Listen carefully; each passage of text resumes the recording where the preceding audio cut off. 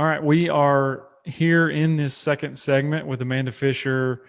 Again, if you haven't listened to the first episode, go listen to that. But we are discussing This is Leadership, and Amanda is a virtual CFO, a financial educator, an advocate for business owners really knowing the numbers well. And she happens to have the nickname the Cash Flow Queen. So we've talked a little bit about that, but just to pick up on our conversation, we were talking and kind of back to the leadership thread. You were actually just showing some humility, which is a good leadership characteristic, by saying, you know, you've for a lot of your career, you felt like you were just kind of, you know, a normal person, right? And I think that you were exhibiting some humility there, which is great. But I think, you know, the couple things came to mind as you were describing that. One is people have different capacities and goals, right? And I think those tie into what you were saying, like maybe you have a different capacity and view on things to kind of handle it, to kind of shoulder the burden of the leadership, or, you know, blazing that trail. But also just wanted, I guess, kind of get your input and to steer, you know, back to your story and then This is Leadership theme, just about how, you know, you because we were talking about mentoring. But I want, I guess, to kind of pivot to, so you made the leap, entrepreneurial journey, which is fantastic. Now you get to pour into business owners and audiences of various kinds. Can you just kind of set us up with your current platform and just the journey that you've been on with you know, with your current platform and the teaching and stuff that you do? Yeah. I had a CPA practice. I sold it. I went into commercial, got bored with that, bought into another CPA practice, kind of got bored with that again. No, not quite got bored with that. But what I really realized in that time period was, and that's when I started writing books, was that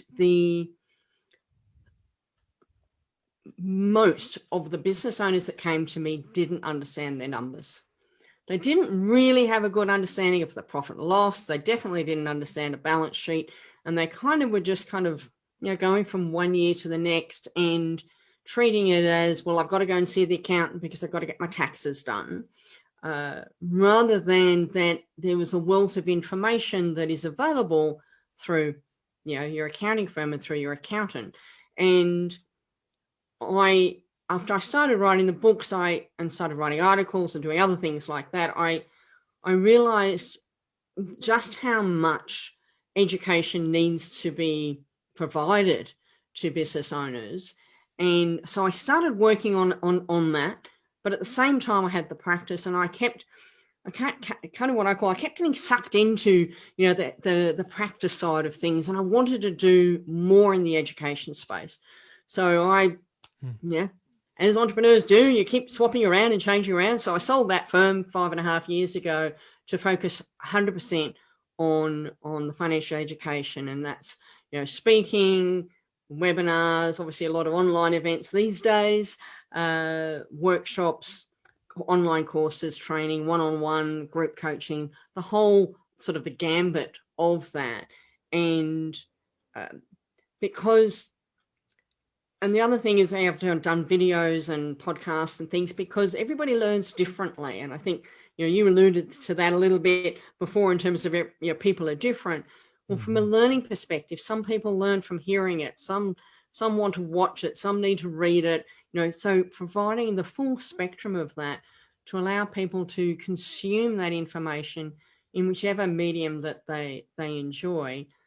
And that's what I do now. So I'm working with a very small group of clients that I do one-on-one mentoring, coaching with and training. And then I have some group coaching and then I've got, you know, as I say, a lot of freely available material, as well as the, you know, some online courses and things as well. So it's getting out to that message out to the broader community, which is what my big goal is these days. Is most business owners start out in business, or entrepreneurs, whatever they are, start in business because they have this wonderful idea and this dream of what they want it to be.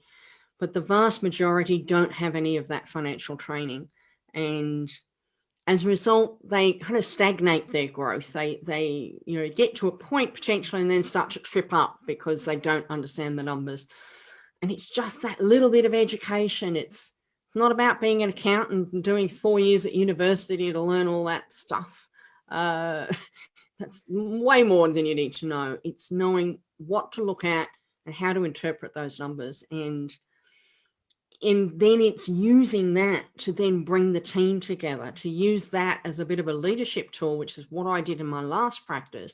Is we would then set the goals together. We'd look at, depending on who the team member was, whether it was a sales goal or it was a productivity goal or just, goals in terms of getting things done in certain time frames. So we set time limits on how long the jobs would take to do. They come in the office, had to be out in a month's time, unheard of in the industry here, certainly at the time. And so we were looking at how can we do things, and by doing that and involving the team, you get their buy-in to the bigger picture. So they were so sold on my big vision that they were more than happy to come up with ideas and suggestions. Oh, we could do it this way. Oh, yeah, let's have a look at that. How can we do it better, more quickly, more efficiently, provide a better service? How can we up the ante every time? And the funny thing about that was, and I mean, I'm not stupid, but sometimes I think I am in some ways, because I built that team up and I felt I was struggling as a leader. I felt that I wasn't leading it well. And it was only after I sold it, into another firm, and I worked in that firm for, luckily, a short period of time for the transition. And it was only then that I got, oh my goodness, you had a great team, Amanda. You had pulled it together well. They loved me. They absolutely bought into my vision. And not everyone else does that. It's like, so I kind of sold it because I just got frustrated and felt that I wasn't a good leader and I wasn't managing it well.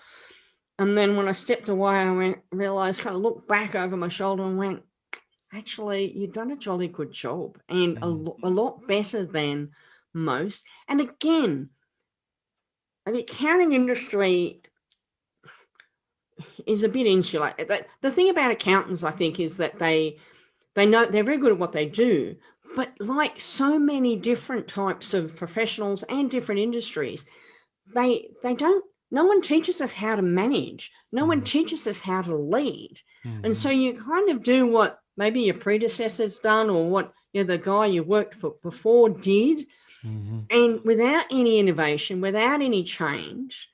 And so you end up with this very stagnant, top-down kind of, thou shalt do this kind of model that completely constrains the creativity and the input from the people around, and the people that are doing the work that know best how to make changes. And you're just kind of going top down saying, no, you shall do this. And I suspect it's across a lot of industries, and certainly, as I say, we don't get taught how to manage. And it was only after I left that I realized that actually, I can manage a team. But, if you'd asked me 10 years ago, or even probably 6 or 7 years ago, I'd say, you want me to manage a team? Not on your life. No, not interested. I'd rather be on my own.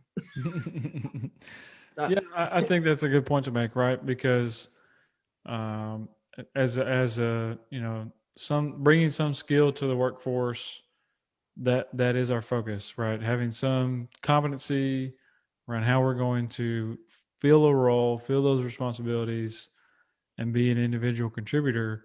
That's most people's focus, especially earlier in the career. And most of my target audience in this podcast, and it is, leadership is very sparsely taught and reinforced in in most, university settings. And I think that lends most professionals that even, I don't know, you hear different stories, right? You hear, well, I got promoted into a manager position. I don't know if I want it, but I got the promotion. It means more money. I'll take it. I'll try it out. And they have, and maybe the heart's not there yet. Maybe it'll develop. But then that person, what can they do? They can go listen to podcasts and read books, right? And hopefully get a mentor or coach. Um, and then I guess there's the other side of people that do aspire for it and are working towards something, and are initiating their own continuous development, and that's great. But there are a lot of resources, especially if you look over the last couple of decades with a lot of books and things like that.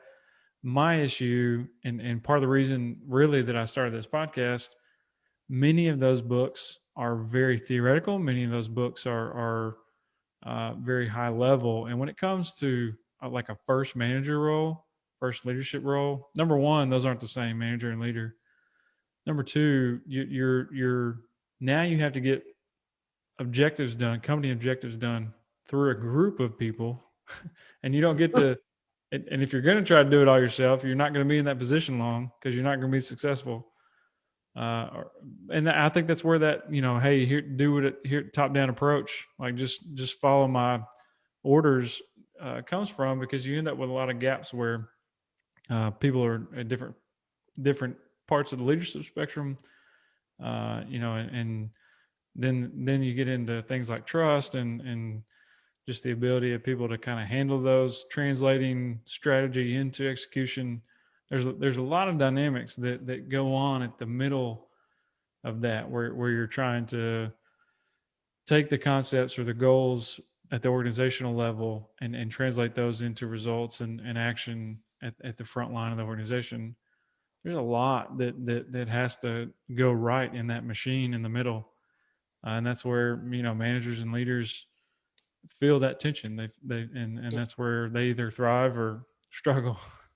Yeah. And I think, there's that saying that, you get promoted to the level of your incompetence. I can't remember who said it, but in a corporate kind of environment, that's the thing. Yes, you get given the manager, promotion to manager role or supervisor or something up the chain, and it's kind of one step up above your capability. And so often, certainly in the years ago, and I don't know how, I'm not in big corporate, so I wouldn't know what happens in today's world, but certainly in the past it was very much, well, yes, you sink or swim, you figure it out yourself. I think now there is more training around that. We're more aware of the fact that there are skills as a manager, there are skills as a leader, and there's more, not only the information we've referred to, but also there is training around that. I know one of the companies I'm very involved in at the moment has managers kind of all scattered around the country, and they're looking to do some management training for them because each one of them has a team of people, and we need them to kind of step up a bit in terms of their skill set and being able to deal with the different types of people they've got working for them. And that's different sort of backgrounds, different skill sets, different levels of people in terms of the sort of the laborer types up to the sort of the more admin types, and everyone is different. So giving them the skills, and I think that companies that understand that is a skill that not everybody's going to have naturally, that there is a way to do that. Training is important, to find ways to help them to develop those skills. And that I don't think was, as I say, I don't think that was readily available years ago. And I think businesses, the small and medium-sized businesses, again, you don't kind of think like that because you're busy kind of, this is what we're here to do and do. And whilst some of that comes kind of okay, the number of times, what's the number one complaint most business owners have? It's with their people. It's their staff. It's, I can't get so and so to do this. I can't, I've got somebody keeps taking days off or whatever it is, and they just don't know how to handle it. And so that's, often where again, the training is so necessary to get those skills. And leadership, I don't know, is leadership trainable? Do you think leadership is trainable, or is that something that you kind of inherently either do or kind of learn as you go through life? I think it's a combination, and I say that because I think that the right training can unlock certain things, and I think that certain people have traits built in, but either because of their upbringing or because of their current life situation or something extrinsic, maybe maybe that hasn't been activated inside of them. I think some people honestly could care less about climbing a ladder or having more responsibility. I mean, and that's fine. There's no that's not wrong. No, there's a place for those people. Absolutely. If we all wanted to be up the top, we'd have a problem. Right, but I do think I do think there are certain things that have to be guided when you talk about leadership development. And I'm coming at this from the standpoint of when I came out of college, I went straight into a 2-year leadership development program. And so there was a lot of exposure at the top of, I was in a Fortune 500 organization. So that stereotypical corporate, environment. And it was good to have that visibility from, the senior VP level and have those conversations, because it helped me calibrate with, all the things that I see on a day-to-day basis versus what they're coaching us on, and hearing from their experience. And I think that played well into helping me steer, because I graduated with an engineering degree, and may have, if I hadn't done the leadership development program, I may have stayed down kind of a safe route, like a process engineering or something like that. But just getting that intense focus on how do you communicate with people, how do you help people, and looking at it through the lens of, I can serve people, I can help them, I can challenge them, I can see them change. Like, I want to be better, but I think I will get more satisfaction and just energy out of helping other people. That's where, some of that really got unlocked for me. So I don't know. I think, some people will say anybody that you see in leadership was born with that and all that. And I think there's people at both ends of the spectrum. There's nobody that's born a leader. They're made. So I would say that, I think it's a combination of both, honestly.